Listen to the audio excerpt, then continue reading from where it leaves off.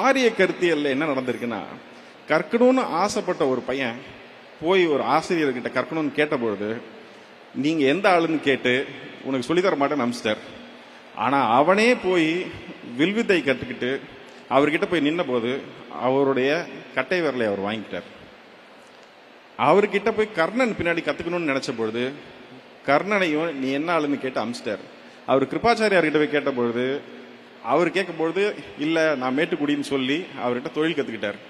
ஆனால் அவரும் அப்படிப்பட்டவர் இல்லைன்னு தெரியும் பொழுது அவர்கிட்ட நீ கற்ற கல்வி எல்லாம் உன்னை விட்டு ஒரு நாள் போய்விடும் சொல்லி சாபம் கொடுத்து அதையும் புடிங்கிறார். இப்படி துரோணாச்சாரியார் கிருபாச்சாரியார் ஆரம்பிச்சு ராஜகோபாலாச்சாரியார் வரைக்கும் நாம் படிப்பதை தடுத்து கொண்டே இருக்கிறார்கள். ஆனால்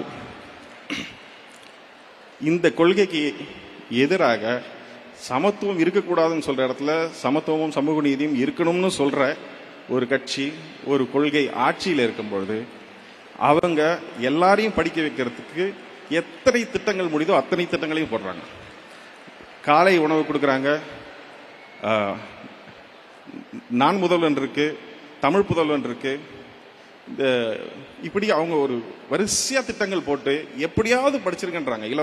நீங்க கட்டணம் இல்லாம பேருந்து கொடுக்குறாங்க, வேற யாரும் ஆட்சி பண்ணாலும் அவங்க மடிக்கணினி கொடுக்குறாங்க, சைக்கிள் கொடுக்குறாங்க, எப்படியாவது படிச்சு மேல போயிருங்கிறாங்க. இதை தடுப்பதற்கு அவங்க முன்ன கட்டைவரில் கேட்ட மாதிரி கர்ணனுக்கு அம்னீஷியா கொடுத்த மாதிரி இப்போ புதிய கல்விக் கொள்கையை கொண்டாந்து உங்களோட படுக்கிறத தடுக்க பார்க்குறாங்க.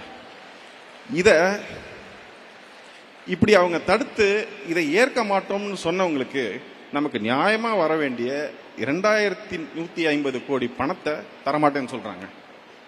இப்போ நமக்கு உடன்பாடு இல்லாத அல்லது கொள்கையாக அரசியலாக முரண்பாடு கொண்ட ஒரு கட்சி ஒன்றியத்தை ஆளும்போது எந்த உதவியும் இல்லாமல் கைகளை கட்டி கால்களை கட்டி தண்ணீரில் போட்டதுக்கு அப்புறமா நீந்தலாம் என்று பார்க்காமல் தான் நீந்தி தமிழக மக்களையும் கரை சேர்க்கக்கூடிய ஒரு உழைப்பை செலுத்தியிருக்கக்கூடிய இந்த முதல்வருக்கு என்னுடைய மனமார்ந்த நன்றிகளை தெரிவித்துக் கொள்கிறேன். நன்றி.